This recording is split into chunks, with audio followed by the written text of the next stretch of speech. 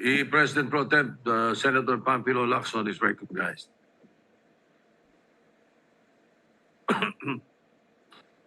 Thank you, Mr. President. Mr. President, my esteemed colleagues, I rise today on a matter of personal and collective privilege. Before I start, Mr. President, and with the indulgence of our distinguished colleagues, let me put this one issue away first.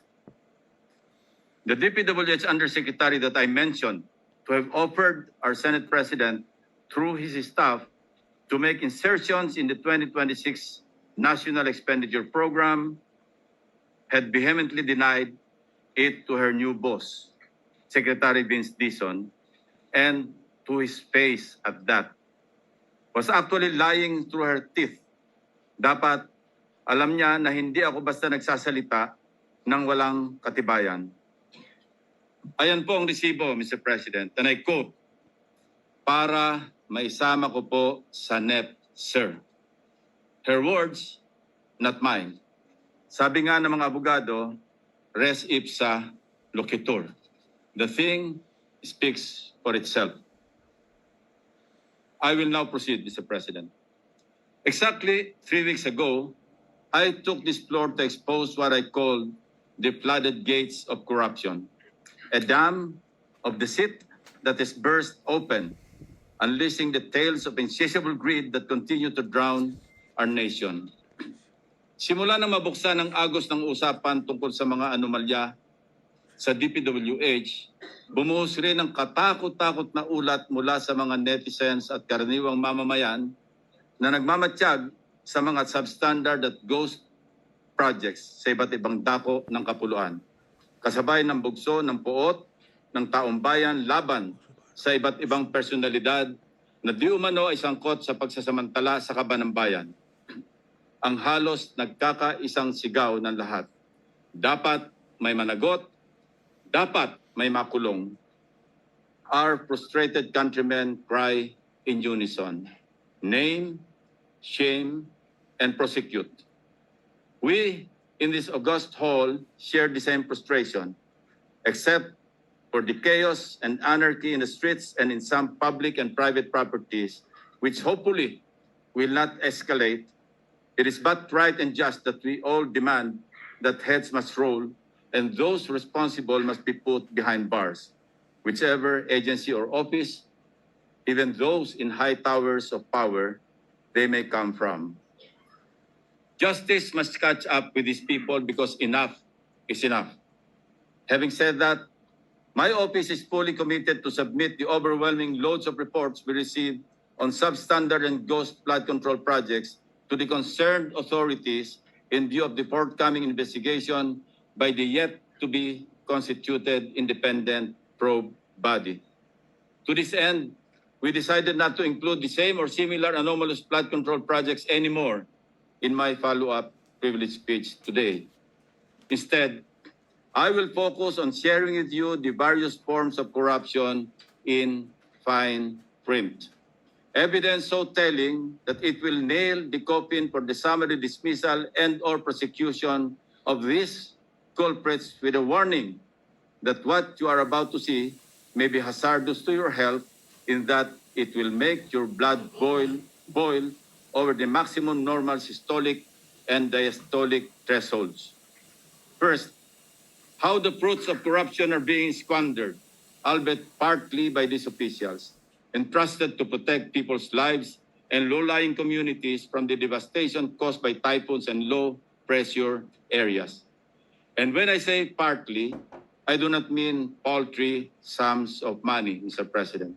Second, how the same officials maneuver and manipulate the processes and procedures involved to collect from unaccomplished or uncompleted, even ghost projects perpetrated by these incorrigible and probably beyond redemption government officials. Unahin po natin ang mga tinaguriang BGC boys. We delve so deeply into the web of corruption involving the culprits behind the notorious Bulacan flood control disaster. Sa lalim po ng inabot ng aming pagsisiyasat, sukdulang nakakarimarim na ang aming nadiskubre. These DPWH officials reached the lowest of the low and the highest of the high in the many corners of casinos across the country. On top of their multi-million peso wristwatches, signature clothes, and sneakers, and whatever else lavish lifestyles, these 5 erstwhile DPWH officials of the Bulacan First District Engineering Office gained them a moniker, BGC Boys. Not Bonifacio Global City Boys, Mr. President, but rather the Bulacan group of contractors as they have been known to casino employees. Hindi tambay ng High Street sa BGC ang mga ito. Hell Street siguro, Mr. President. At siyempre, nagtatago sa mga aliases ang BGC Boys. Let me do a roll call, complete with valid identification cards like driver's licenses from the Land Transportation Office, but this is a separate matter to be investigated, my distinguished colleagues. Ang kakasibak lamang na DPWH OIC Assistant Regional Director ng Region 4A at dating District Engineer ng Bulacan na si Henry Alcantara alias Joseph Castro Villegas. OIC District Engineer ng Bulacan, First District, Bryce Erickson G. Hernandez alias Marvin Santos de Guzman. Assistant District Engineer JP D. Mendoza alias PJ Castro Asuncion. DPWH Engineer 2 RJ Dumasic, introducing himself as a contractor from Sims Trading Corporation with alias Sandro Bernardo Park at Edric San Diego as himself. They may hide their identities, but having spent practically all my law enforcement years conducting intelligence and investigative work, I know criminals when I see them. No matter how real-looking their IDs are, no matter how long they were able to thrive in the shadows, no one can shield them from the day of reckoning that they deserve. Lalong-lalo na kung lantaran at walang pakundangan na ang pagnanakaw at paglustay ng kaban ng bayan, Mr. President. Base sa mga dokumentong nakalap namin mula sa PAGCOR, malulula tayo sa laki ng halagang naging talo sa kasino ng 5 ito. 950 million in gross losses, Mr. President. Base ang mga ito sa official at validated na record mula mismo sa 13 kasino sa Metro Manila, Cebu at Pampanga. Halimbawa, itong si former Assistant District Engineer at OIC, District Engineer Bryce Hernandez alias Marvin Santos de Guzman, mayroong combined gross losses sa mga kasino na 435 million pesos.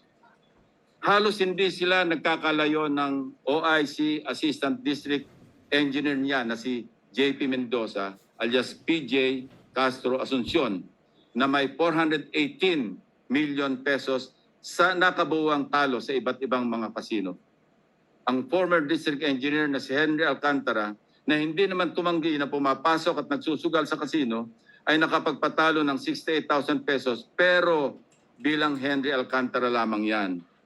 Ang mas malaking bulto ng kanyang talo habang nagtatago sa kanyang alias na Joseph Castro Villegas ay tumataginting na 36.7 million pesos in gross losses.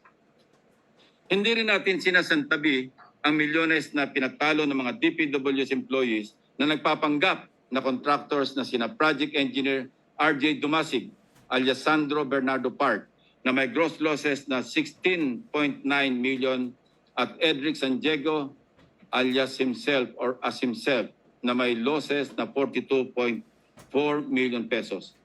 Akala siguro ng mga ito ay maaari silang manatiling multo o incognito. Ito ay isa lamang sa tambak na pagkakamali nila, Ginoong Pangulo.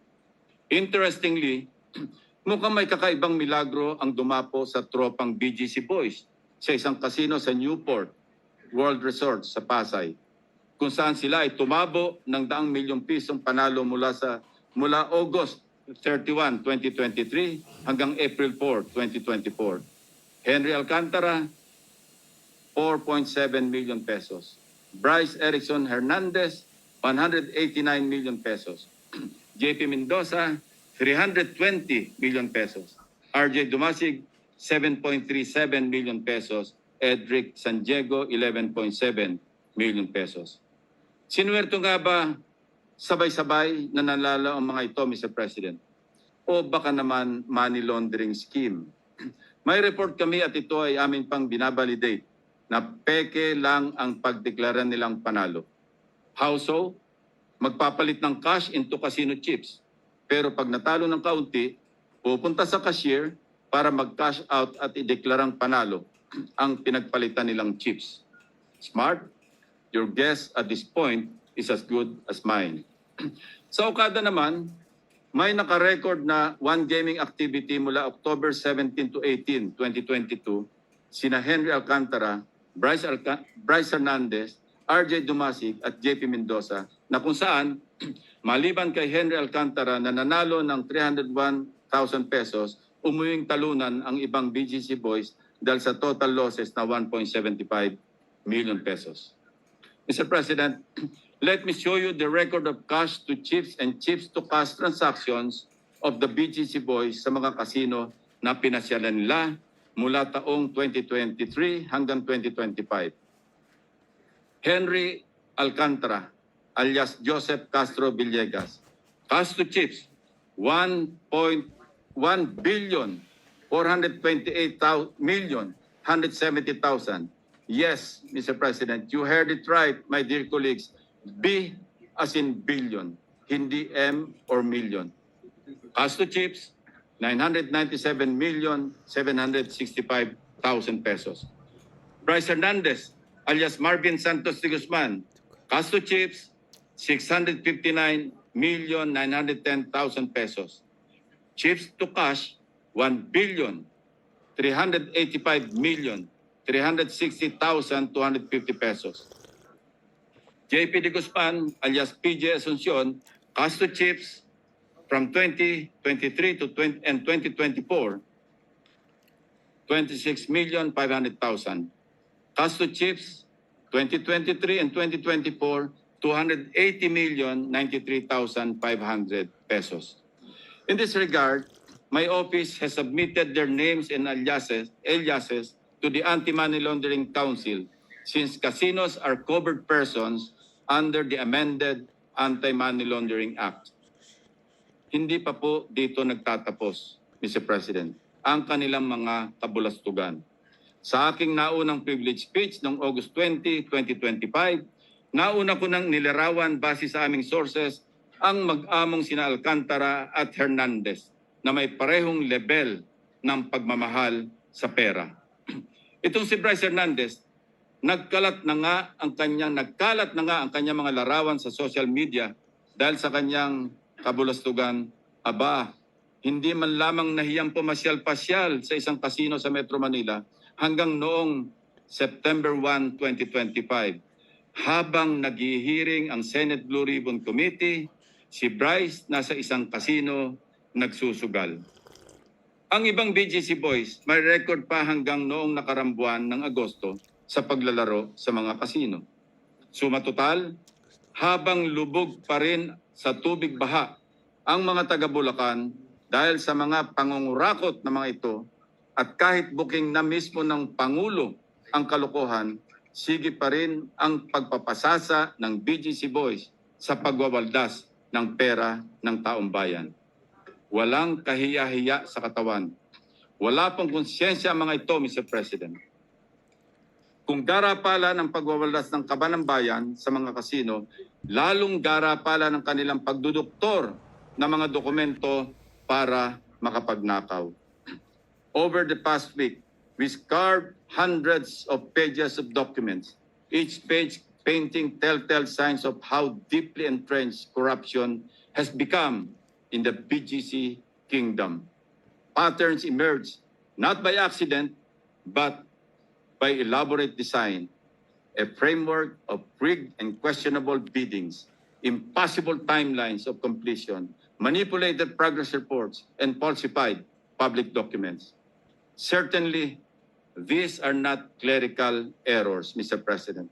These are fingerprints of a system perfected over the years to pocket billions of funds at the expense of our people's safety and welfare. For purposes of presentation, iisa-isahin ko na ang aming naging findings. Una sa ating listahan ang flood control structure sa bayan ng Bulacan, sa lalawigan ng Bulacan, na sakop ng notorious First District Engineering Office. Ang pondo ng flood control structure sa May Capis, Taliptip River, Package B sa Barangay Perez ay nagkakahalaga ng 92.58 million pesos sa ilalim ng 2024 National Budget. Mr. President, hindi ito basta ghost project lamang. Hindi rin ito basta-bastang substandard o palpak. This project may be added to the wonders of the world. Why?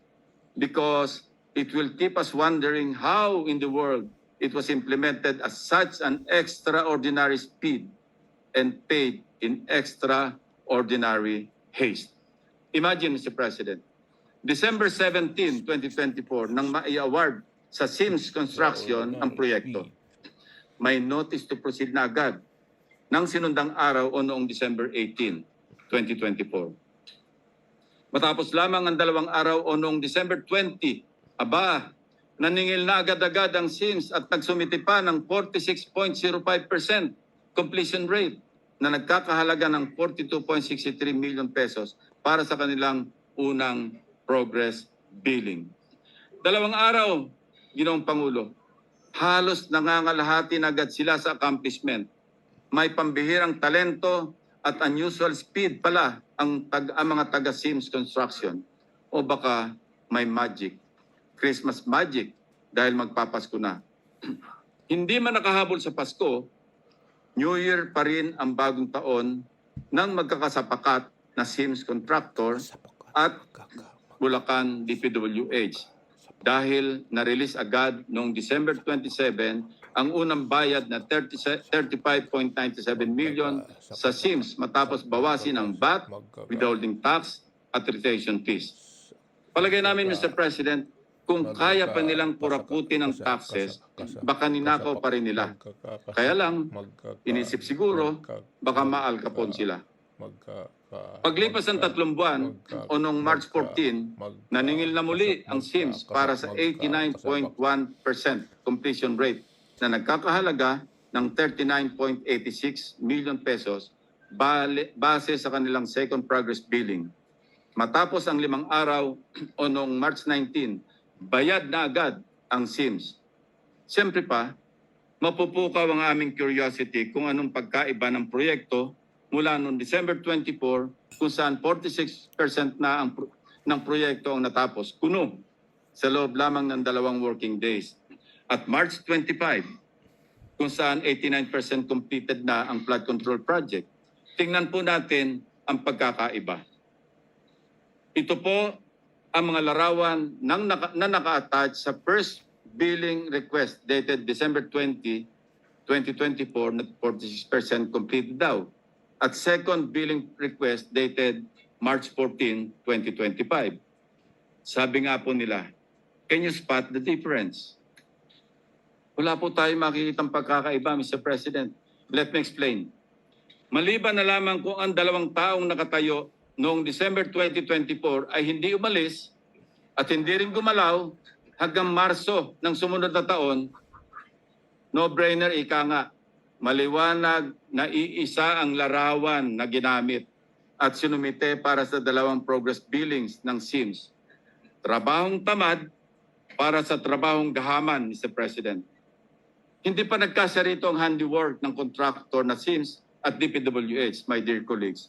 Sa third and final payment, sumobra pa ang kubra ng Sims ng 3.9 million pesos, kaya naging 14 million pesos.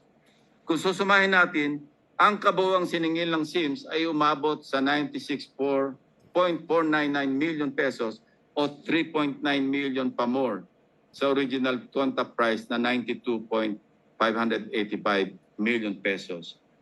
But lo and behold, aprobado ito, certified, checked, and reviewed by the BGC boys na sina Project Engineer RJ Dumasig at JP Mendoza. Ang monthly certificate of payment para sa statement of work ng Sims. Kasama ang dagdag na 3.9 million pesos sa revised contract. Ang unang minadaling progress billing number 1, approved for payment rin sina Bryce Hernandez at Henry Alcantara, kaya release agad-agad ang singilin ng SIMS. Hinog na hinog sa criminal case na malversation through falsification of public documents. Mamaya po, hihimayin natin ang mga patong-patong na kaso na maaaring hanapin ng mga ito. If you know me, Mr. President, hindi pa rin sa akin sapat ang mga dokumento at kwento. Kaya muli ko pong pinalakad ang aking team upang makita ng sarili naming mga mata ano ba talaga ang lagay ng proyektong ito sa Barangay Perez, Bulacan, na katatapos lamang ngayong Mayo. Ang tumambad sa amin, Package A, ng parehong proyekto sa parehong lugar ng Package B, sa Barangay Perez, Bulacan. Mukhang na-double whammy tayo ng SIMS Construction at ng mga kasabot nila sa DPWH. Kung nasaan ang Package B na minadaling nabayaran, ay mananatili na lamang guni-guni dahil tanging Package A lamang ang nandun. Ito po ang itsura ng Package A na walang pinagkaiba sa ghost project na Package B. Tagpi-tagpi na nga at ang completed na Package A minulto pa sa Package B. Mr. President, SIMS Construction seems to be complicit sa broad daylight robbery na ito. Not once, but twice. Dapat makasuhan din ang kontraktor na ito bukod pa sa forever blacklisting.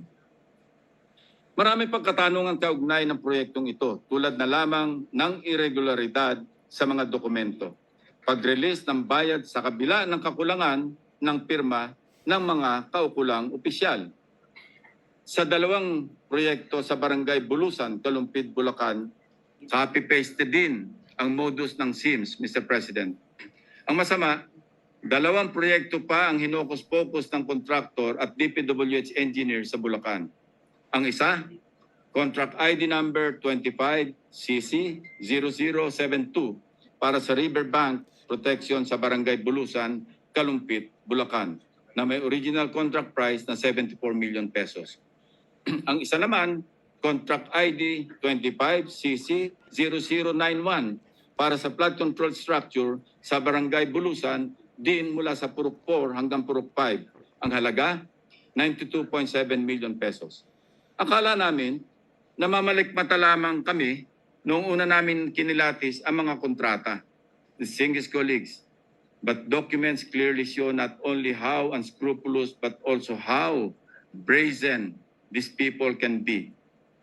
Parehong petsa ng notice of award ng dalawang contracts noong February 17, 2025. Pareho din ang petsa ng notice to proceed, February 25, 2025. Pareho pa ding may revised contracts na ang markup ay pareho pa ulit na 4%. At ang ultimong panggagago, Mr. President, sa loob lamang ng 15 araw mula February 25 hanggang March 12, parehong 89% ang completion rate ng dalawang proyekto. Hindi lang yun. Siyempre, sabay din ang singil ni SIMS para sa second and final payments noong April 4, 2025. Fully paid ang parehong proyekto na sa parehong araw din noong April 22, 2025. Parang nakinikinita ko na, Mr. President, na nagtatawanan pa ang mga matatalinong gagong matching na ito habang nagbibiyahe papuntang kasino, dala ang kwartang kinulimbat habang naglilimas ng tubig baha, papalabas ng kanilang mga bahay ang mga pobreng taga Bulacan. Magkaibang proyekto na ang contract duration na sana ay 240 days at 270 days respectively. Pero sabay natapos ng record period na 34 days. 100% completed kuno. Sa kabilang dako, okay, let's give him the benefit of the doubt. Baka nga naman 100% o 100% na lakas ang binigay ng SIMS kaya natapos agad-agad at sabay pa ang dalawang proyekto. Tingnan natin ang progress reports na sinumiti nila, Mr. President. Sa slide na ito, makikita ang sinumiting photos para sa progress billing number 1 ng SIMS noong March 14, 2025. Sa kaliwa, attachment para sa 25CC0072 contract. Sa kanan naman, para sa contract 25CC0091, may pinagkaiba po ba? Ganito rin ang attachment para sa second and final billing na sinumite noong April 4, 2025. Hindi tayo namamalikmata. Harap-harapan, pinagnanakawan po tayo. Mr. President, sa kabuuan, 174,699,499 pesos and 11 centavos ang halaga ng dalawang proyektong ito. Base sa sinumite ng DPWH sa isang report sa Blue Ribbon Committee hearing, sinasabing ang contract ID 25CC0072 ay walang struktura. Kaya ghost project po talaga ito. One project for the price of two. Hindi po ba sadyang panggagago na ito? Papayag po bang mahigit na 112 million Filipinos na patuloy na magpaloko sa kontraktor at 5 tulisan na ito? Obvious rin ang kabalbalan sa mga reports para sa proyektong construction of pumping station ng floodgate sa Barangay Atlag, Malolos, Bulacan na may halagang 92.5 million pesos sa ilalim ulit ng 2024 GAA. Ang kontraktor nito, ang IM Construction Corporation. Base sa mga sales invoice, 4 na beses nakasingil ang kontraktor para sa kabuuan ng proyekto mula October 2024 hanggang Mayo nitong taon, kasama ng 15% advance payment. Nakikita po niyo sa screen ang mga petsa ng request for progress billing noong December 20, 2024, February 24, 2025, at April 29, 2025. At mapapansing pareho ito sa style ng SIMS, Mr. President. Subalit, ito natin ang ating atensyon sa mga naka-attached na larawan sa first progress report noong December 20, 2024 at third progress report noong April 29, 2025. Ang sunod na mga litratong ito ay may petsang December 2024 at April 2025 pa rin. Parehong larawan, ang mga bulok at kinakalawang na sheet piles, parehong pwesto ng mga makinarya at parehong pwesto ng mga manggagawa. Ang kaibahan lamang, ang lighting at contrast ng mga larawan. To ask how this doctored photos slip past the eyes of officials is not even a question, Mr. President. Talagang may sabwatan. Siyempre, Mr. President, hindi naman magpapahuli ang isa sa mga crowd's favorites. Simula nung lumabas ang dayaan sa mga flood control projects, wala pong iba kundi ang sikat na wow builders. Tulad ng SIMS at IM, malupit din talaga ang pattern ng kontratistang ito sa kababalaghan. Busisiin natin ang dalawang proyektong ito na alam na nating may distinct na halaga. Construction ng flood mitigation structure along Barangay Frances, Kalumpit, Bulacan na may halagang 77.199 million pesos at construction ng flood mitigation structure along Barangay Bulusan, Kalumpit, Bulacan na may halaga ring 77.199 million pesos. Ang dalawang kontrata na ito ay na-award sa Wow Builders noong February 1, 2023. Pero take note, Mr. President, mayroon kaming kopya ng dalawang sulat na may petsang January 30, 2023 or 2 days before na pirmado ni Wow Builders Manager Mark Alan Arevalo na nagsasaad na sila ang winning bidder para sa dalawang projects. Advance mag-isip si Wow, Mr. President. Ang notice to proceed para sa dalawang contracts, pareho rin ng petsa, February 13, 2023. Subalit, mahigit isang linggo pa lamang ang nakalilipas mula sa petsa o notice to proceed, naniningil na para sa 50% project accomplishment rate ang Wow Builders. Ang nakasaad sa 50% accomplishment rate na ito ay resulta ng isinasagawang trabaho na di umano mula February 13 to 20. 7 days, Mr. President. Ayon sa mga sales invoice na hawak namin, na-release naman ang hinihinging kabayaran noong February 23, 2023. Ang kalahati ng kabayaran at retention fees again for both projects ay naatado naman sa release mula April hanggang July 2023. Sabay rin ang mga petsa ng bayaran kung saan hindi rin nagkakalayo ang mga halaga. Ang 50% ng proyekto isinagawa ng 7 araw. Ang sunod na kalahati, ginawa ng mahigit 4 na buwan. Not for one project, but for 2, Mr. President. Napakahusay, napakaganid. Kawawaw na kawawaw talaga tayo sa Wawaw Builders. Mr. President, Bulacan has proven to be the national sewer of corrupted flood control projects. Hindi na nakapagtataka na marami ang nagkalkal ng record ng mga kontraktor sa buong probinsya.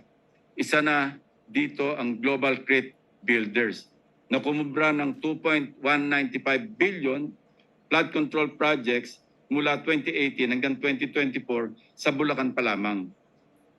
Ang Global Crete ay pagmamayari ng mga maglangke ng Candaba. Si Mayor Rene Maglangke ang presidente noong 2024 na kung saan may mga kontrata na siya mismo ang pumipirma na dapat sana ay nag-divest siya. This should not come as a surprise, Mr. President. In the words of Mayor Maglangke, and I quote, "Isa akong malaking kontratista. Kilala sa buong Pilipinas na nangongontrata at bilyon-bilyon ang proyekto ko sa buong Pilipinas. Growing family business indeed." Pero hindi pa dito natatapos ang kwentong pamilya, Mr. President. The web of family names reveals a web of stories. Ang mga Maglangke rin ang may-ari ng MBB Global Properties Corporation na siya namang nagmamay-ari ng Windham Garden Hotel sa Clark, Pampanga na itinayo sa halagang halos 1 bilyong piso. Gayunman, kung babalikan, hindi lamang Maglangke ang kilalang family name na nagmamay-ari ng MBB Global Properties. Nitong August 15, 2025 lang daw nagpalit ng stockholders ang MBB. Nevertheless, the 2024 General Information Sheet o GIS of the MBB Global Properties Corporation would show the following. Macy Monique Maglangke, President. Sunshine M. Bernardo, Corporate Secretary. Fatima Gay B. Bonoan de la Cruz, Treasurer. Ulitin ko. Maglangke, Bernardo, Bonoan, MBB. Coincidentally, these are known surnames of today's flood control saga. Candaba Mayor Rene Maglangke, ang patriarch ng Maglangkes of Global Concrete Builders, contractor ng multi-billion peso worth of flood control projects. DPWH Undersecretary Roberto Bernardo na kamakailan lamang ay nag-early retirement matapos masangkot sa maanomalyang flood control. At siyempre pa, dating DPWH Secretary Manuel Bonoan. Maglangke, Bernardo, Bonoan, MBB, Mr. President. Kayo na po ang mag-connect ng dots. By the way, sina Macy Maglangke, Sunshine Bernardo, at pati Magay Bonoan de la Cruz ay mga anak na mga nabanggit na opisyal ng gobyerno. Kaya naman pala ang palaging depensa ni dating DPWH Secretary Bonoan, isolated case lang daw ang nakita ni Pangulong Bongbong Marcos sa Ghost Project sa Bulacan. Ayaw na siguro ni Bonoan na maungkat pa sa investigasyon ang Global Crete. Saan ba hantong lahat na ito, Mr. President? Our people are growing impatient and angry. But we are not in the business of quick fixes and band-aid solutions. The newly installed Secretary of Public Works and Highways, Vince Dizon, has hit the ground running to weed out the corruption in the agency. Investigators are running their course in both chambers of Congress. The President shows no sign of wavering in this fight. We are on the right trajectory in getting to the bottom of this systemic rot and punishing to the fullest extent of the law those who have corrupted us. Sa dahilang ang prosecution ay mandato ng ehekutibo, titiyakin nating may ambag ang oversight functions ng Senado sa pagpapanagot ng mga sangkot. Lahat ng may kinalaman sa pagnanakaw, mapakontraktor o empleyado ng DPWH o mambabatas man, ay dapat isama sa kasong kriminal na isasampa. We respectfully urge the DPWH to refer this matter for the filing of criminal cases, including multiple violations of Article 217 in relation to Articles 48 and 171, Paragraph 4 of the Revised Penal Code, or malversation through falsification of public documents. For one, the falsification of documentation, particularly the use of manipulated photos in contractors' progress billing reports, later certified by DPWH officials, is a blatant violation of this provision. Mr. President, even if we do away with said complex crime and file cases for malversation alone, kung ang tampok na halaga ay higit 8.8 million pesos, reclusion perpetua o pagkakakulong ng 20 years and 1 day to 40 years ang parusa.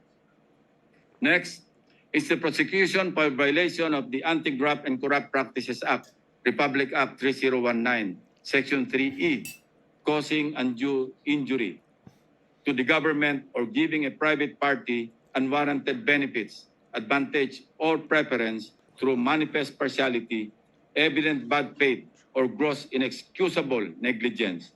And Section 3G, entering on behalf of the government into contracts manifestly and grossly disadvantageous to it. And Section 8, in relation to Republic Act 1379, unexplained wealth. We also strongly endorse the filing of charges for violation of Republic Act 7080 or the Anti-Plunder Law, Mr. President. Sapat naman pong basihan ang nakakapangilabot na laki ng halaga ng mga anomalya sa flood control.